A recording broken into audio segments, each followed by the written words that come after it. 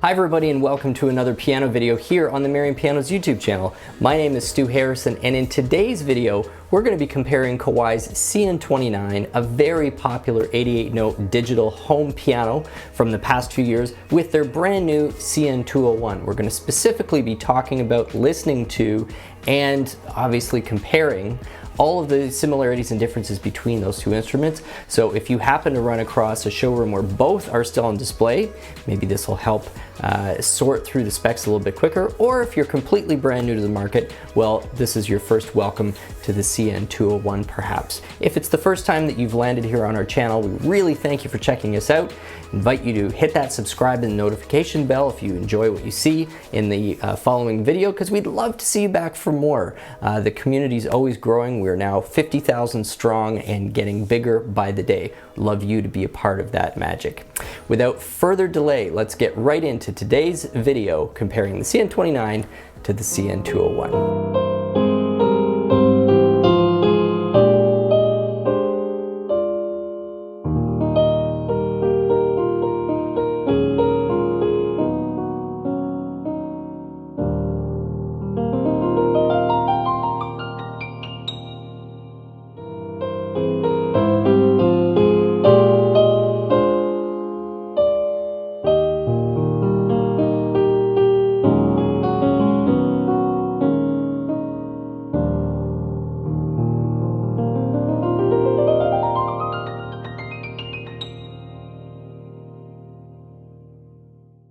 So there's two reasons we're making this video. One is probably fairly obvious, which is anytime we have a replacement, we love when we have a chance to have the prior unit available so we can do a direct side-by-side and really hear and see exactly where all those improvements are. But the second reason is more of a practical one. Because the 201 changed over still kind of in pandemic COVID era, there are still a lot of CN29s sitting out there on dealer floors. And so this holiday season, I strongly suspect that there's going to be customers in many regions and many countries that are going to wander into showroom floors and potentially be looking at a CN29 for sale side by side with the CN201.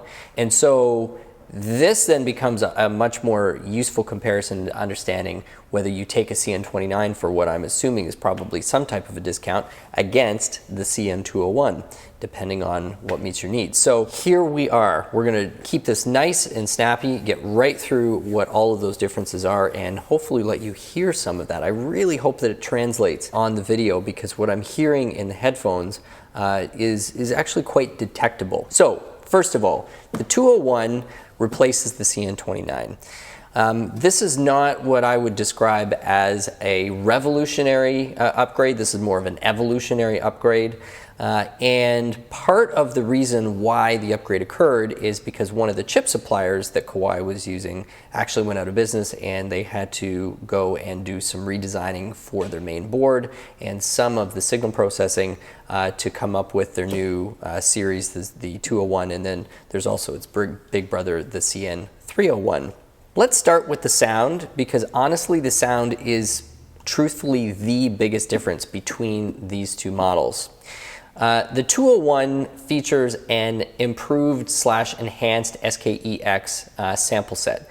Now, most companies, and Kawai's included in this, don't usually dive into exhaustive detail over what those improvements mean. But having played these side by side, what I detect the difference is there is a different tone curve that's been applied to this, and it also sounds like there's a completely different compression algorithm that's being used at certain volumes on this. When I am playing headphones on the CN201, I can have the headphone volume, or the main volume slider, all the way up at about 3/4 before it really kind of becomes uncomfortable. On the CN29, with the exact same headphones, with the exact same settings, I actually have to be below the 50% mark anytime I start playing into my forte volumes or a little bit higher. And so that to me suggests that there's been some tone curve adjustment and possibly that there's been some compression adjustment that's gone along with that. The CN201 has a much smoother, much less harsh upper volume range when you're playing through headphones and you're pushing what would be, comfortable in terms of a maximum volume through the headphones. So I suspect that is partly due to the chipset, but it may also be due to some of these tweaks that Kawai is kind of implying when they're talking about this enhanced SKEX. So I'm going to play it side by side for you and let you hear some of those differences. The 201 and the CN29, neither one of these has 1/4 inch outputs, and so we have to be using the headphone jack. So I'm going to put a set of headphones on so I can hear while I'm playing, and you folks at home are going to be getting the direct line outs.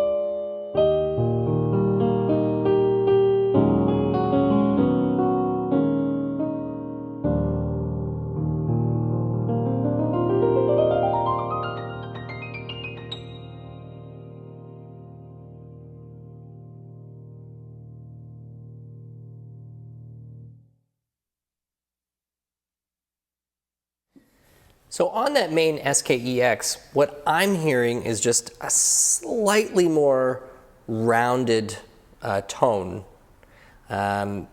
there's just a little more delicacy to the sound and a little more roundedness to how some of those frequencies are hitting your ear on the 201 versus the 29. Back to back like that, it's fairly subtle. If you were just listening to it as a listener, I suspect there would be less of a difference than when you're actually doing it as a player, because then you can tell what physical inputs are causing which sound, and it's easier to detect some of those differences. But that's generally what I would say. Both sounding still great, but just a bit of a roundedness, a little bit of a nuance, and like an envelope around the 201, which just feels, more finished, I guess would be the word I would describe.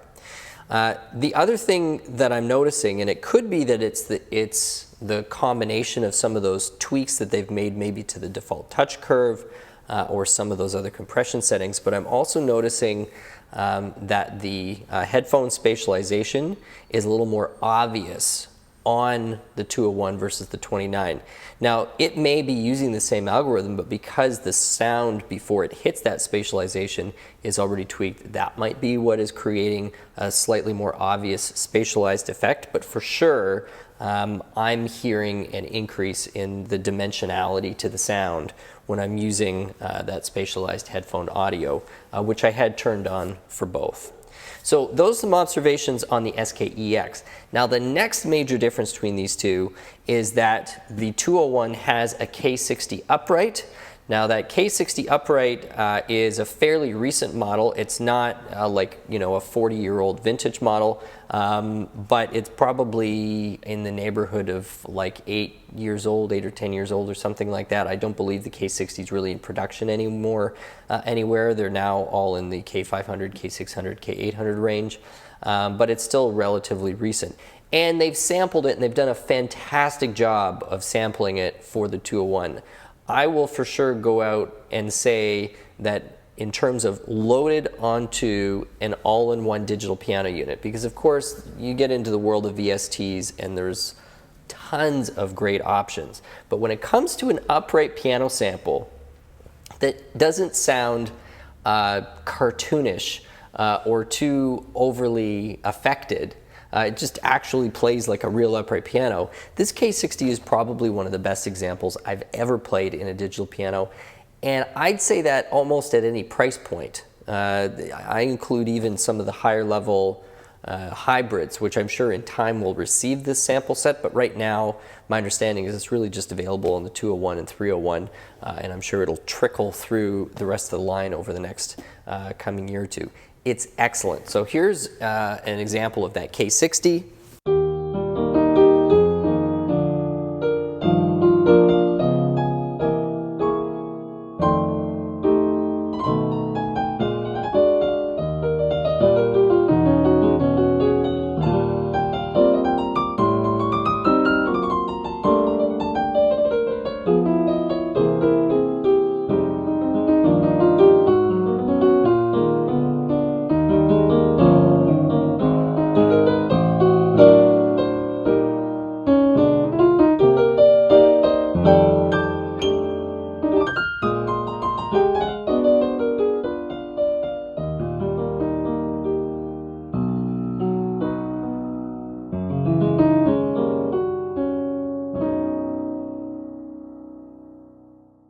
So that's the K60 upright. Besides those differences, the sound complement between these two instruments remains largely identical. It's got the same number of strings, same number of EPs, it's got the same organs, and of course we've done so many other reviews and comparisons of these instruments that I'd invite you to check those out if you really want to dive deep on the individual sounds that these instruments have. We're just going to stay focused right now on the comparison.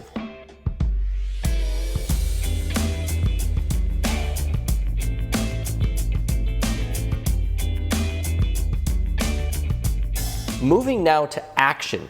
The action difference between these two surprised me a little bit because I knew that the RH3 was going to have some level of tweak. They talked about it being an improved RH3 with some additional padding, padding has become a really big factor to digital piano owners since the work from home revolution. Because I think a lot of people realize that even with headphones, most digital piano actions are still quite loud. There's still a lot of mechanical sound that goes along with that. And so this increased cushioning is a trend that I've seen across virtually all brands. And I know that both Roland and Kawai and Casio have all released actions within the last 6 months that have had these improved cushioning.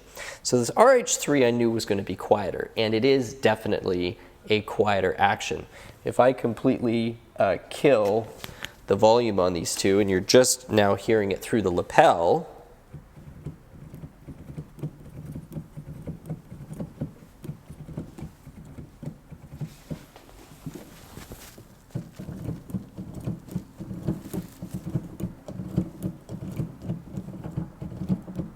there is certainly a difference in the volume, the mechanical volume between those two. The other thing is about weighting. I was really surprised. You can see that I've got the weights out here because my impression was that the 201 was a little bit lighter. When I actually get them out, I realized that they're identically weighted. They haven't changed a thing. So take, for example, I'm at 52 grams here. C below middle C doesn't move it. C below middle C doesn't move it. Middle C, it just activates by about 1/4 of an inch, maybe a little less. Exactly the same. So the reason that there is that difference in perception of weight has everything to do with the way that they have cushioned that action. And of course, we know that key bed has such a huge impact on somebody's sense of weight and sense of connection with the key. Otherwise, everything remains the same with the actions. The tops of the key surfaces are the same. They both are still using the triple sensor. Both have the escapement, and both are really just lovely to play on. The RH3 is a very well-regarded action out within the industry, so I'm glad to see that they are continuing to prove upon that action and equip future models with it, as we have seen with the 201 and the 301 once we get our hands on it.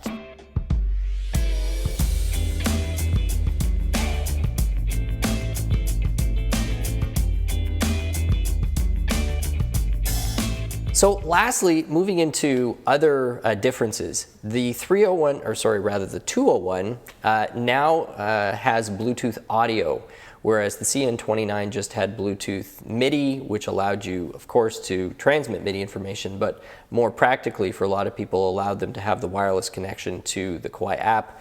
The 201 still has that Bluetooth MIDI, but it now can accept Bluetooth audio, which means you can make very good use out of this rather fantastic onboard speaker system. Kawai is again a little ambiguous in terms of what they've done to the speaker system over the CN29, but having listened to it, I hear a similar level of difference to when I'm using the headphones. It just sounds a little bit clearer and just a little bit better sculpted, better wrapped. There's less muddiness in certain blends and certain textures. There's less harshness when you're really punching some of the upper mid-range notes. And so it seems that whatever the differences are, it's far enough up in the chain that it's affecting both headphone output and speaker output. Otherwise, you've still got that pair of 20-watt speakers, which delivers a very, very beefy sound. In fact, I've had customers who have actually listened to, say, a 39 and a 29 side by side and preferred the output, speaker output of the CN29. It just seemed like it was a little more balanced. So there is your differences. We've got a tweaked main piano sound. We've got an added piano sound in the form of that K60 upright piano. We have general changes and improvements to some of the digital signal processing, and it seems like some sort of the interface between the action and that main core sample has been tweaked slightly. That means that there's some improvement, to my ear anyway, in the spatialized headphone effects that you're receiving. And then, of course, you've got the Bluetooth audio, and from the action standpoint, that improved cushioning, which is both changing the perception of motion and depth and weight to the key, and more practically has really quieted the action down for when people who are using the headphones. So what does this mean? Well, to me, if you wander into a store and you've got the option between a 29 and a 201 and the price is very, very similar, and you know that you're going to be using this quite a bit with headphones, I think the CN201 is going to give you many enhancements which is just going to make it a slightly more enjoyable experience. If the main function of this is going to be playing piano in a home or maybe in a rehearsal space or something, and headphones aren't really going to be in the mix, a lot of those differences that I'm talking about are going to be so subtle that if you didn't have these two side by side, it's very doubtful that you'd actually really notice the difference, which means that the overt differences comes down to the Bluetooth audio and the addition of the upright piano sound. And so that may or may not be meaningful to you. It obviously depends. What I'm obviously hoping to see is that quite a few dealers out there that still have some CN29 stock are going to be able to create some discount opportunities, because if you put some type of a price spread between these two models, the CN29 is going to remain a steal, and the CN201 is still going to be a really good buy.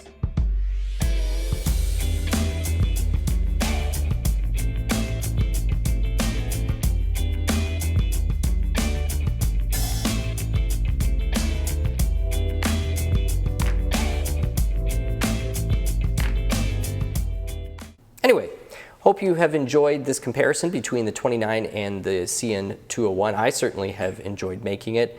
Great instruments to play. I think these are going to remain favorites globally for the next several years for sure, when it comes to acoustic piano tone and touch and just the whole pianistic experience on these dollar for dollar. These are hard to beat.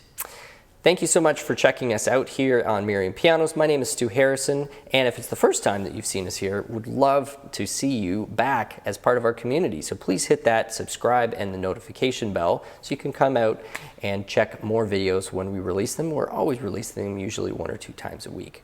Thanks so much. Have yourselves a great day.